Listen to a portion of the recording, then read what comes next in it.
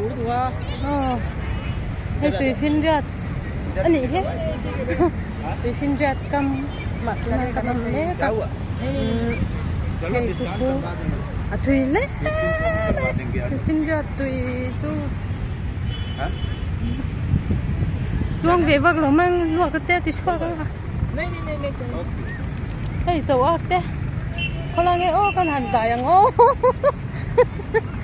Hello Hey, guys. boy po. Welcome to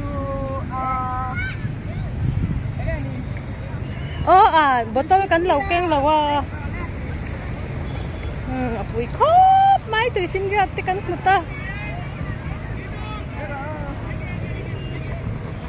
Welcome to India Sole. Hey, so TV Merry Christmas thế. Anh lâu anh lâu á, Chuan. Ngồi đi. Sao lại sao mình?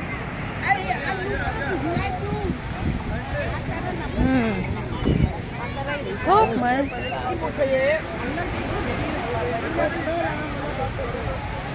Cái về đó. Element đi lagaw. Lagaw element. Jago sample. Ni. Boleh sir. Khala ka kanin. Cái đồng na trang y. Con khóc lắm nè. Ini nak berada di mana? Xong nga. Cho nên số thì lại số thì sao nín. Ui nhìn nó. Ôi đam.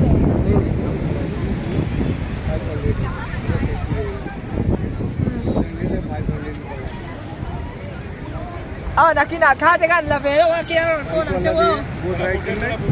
Boat ride? Kuya, cái máy mi ron là lắng lốc thế cái video ra hay.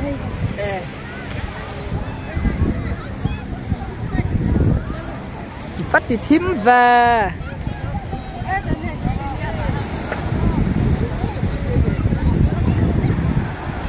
Kan comment rồi đấy. Ini nak berada di. Hay chăng camera में tha kan lâu lang á. Xem kita chả. Boleh di tinggal. Samthum ina ti hay kan la ve đó mi. Shalom tro.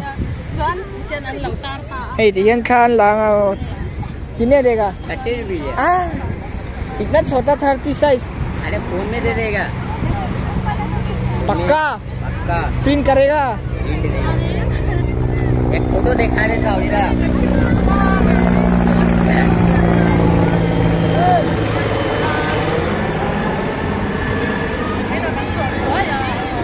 Ki.